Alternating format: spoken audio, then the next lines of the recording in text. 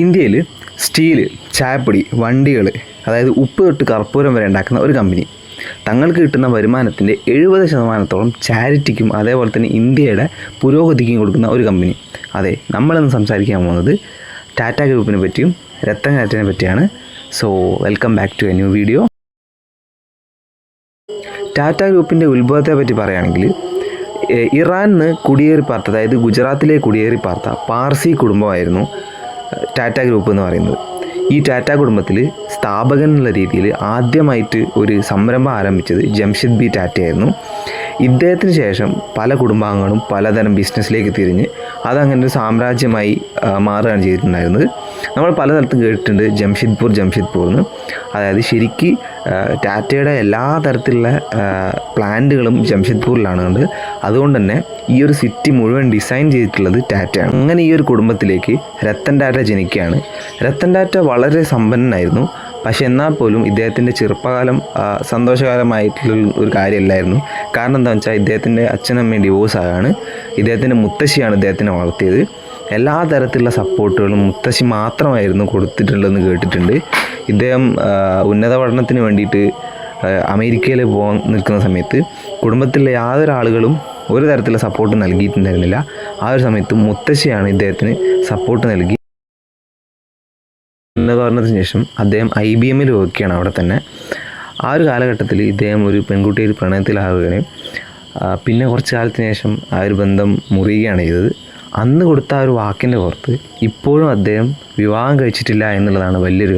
ആ ഒരു കാലഘട്ടത്തിൽ തന്നെ അദ്ദേഹത്തിന് തൻ്റെ മുത്തശ്ശിയെ നഷ്ടപ്പെടുകയാണ്. മുത്തശ്ശി നഷ്ടപ്പെട്ടു, കാമുകിയെ നഷ്ടപ്പെട്ടു. അങ്ങനെ ജീവിതത്തിൽ പ്രതിസന്ധിയിൽ നിൽക്കുന്ന സമയത്ത് അദ്ദേഹം തോറ്റുപോയില്ല.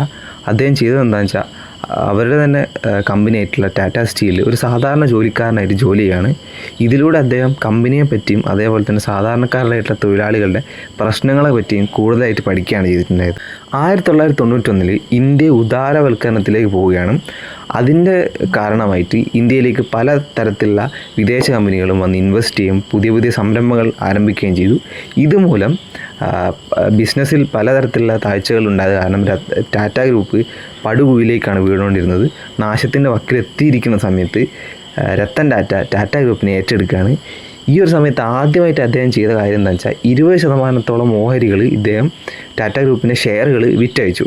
അതുപോലെ തന്നെ പലതരം കമ്പനികളായിട്ട് ഗ്ലോബലായിട്ട് പല കമ്പനികളായിട്ട് ടൈപ്പ് ഉണ്ടാക്കുകയും ഈ ഒരു കമ്പനിയെ വേറെ രീതിയിലേക്ക് വേറൊരു തലത്തിൽ 1998 ഇന്ത്യയിൽ മുഴുവനായി നിർമ്മിച്ചൊരു കാറ് എന്നുള്ള ആശയത്തിൻ്റെ പുറത്ത് ടാറ്റ ഇൻഡിക്ക പുറത്തിറക്കുകയാണ് ടാറ്റ ഗ്രൂപ്പ്. പക്ഷേ ഈ ഒരു മോഡൽ ഭയങ്കര പരാജയമായിരുന്നു. അതുകൊണ്ട് തന്നെ ഈ കമ്പനി ഏറ്റെടുക്കാൻ വേണ്ടിയിട്ട് ഫോർഡ് നിർമ്മാതാക്കളുമായിട്ട് ഒരു മീറ്റിംഗ് അറേഞ്ച് ചെയ്യാണ്. ആ സമയത്ത് ഫോർഡ് നിർമ്മാതാക്കൾ രത്തൻ ടാറ്റയെ വളരെ രീതിയിൽ അപമാനിച്ചിറക്കിയിട്ടുണ്ടായിരുന്നത്. കുറച്ച് കാലത്തിന് ശേഷം തന്നെ ഇദ്ദേഹം V2 എന്ന് പറയുന്നൊരു മോഡൽ, ഇൻഡിക്ക V2 എന്ന് പറയുന്നൊരു മോഡൽ പുറത്തിറക്കുകയും ഇത് വൻ വിജയമായി മാറുകയും ചെയ്തു. ഇന്ത്യയിൽ ഏറ്റവും വലിയ ഓട്ടോമൊബൈൽ മാനുഫാക്ചേഴ്സാണ് ഇപ്പോൾ ടാറ്റ മോട്ടോഴ്സ്.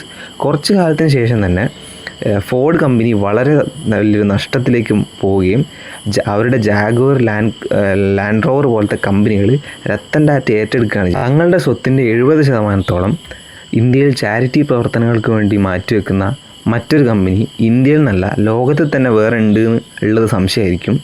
അതുമാത്രമല്ല രത്തൻ ടാറ്റയെ പറ്റി പറയുന്ന സമയത്ത് ഇന്ത്യയിൽ ഒരു മനുഷ്യന്മാരും ഒരു ബൂർഷ മുതലാളി എന്നുള്ള രീതിയിൽ ആരും സംസാരിക്കില്ല.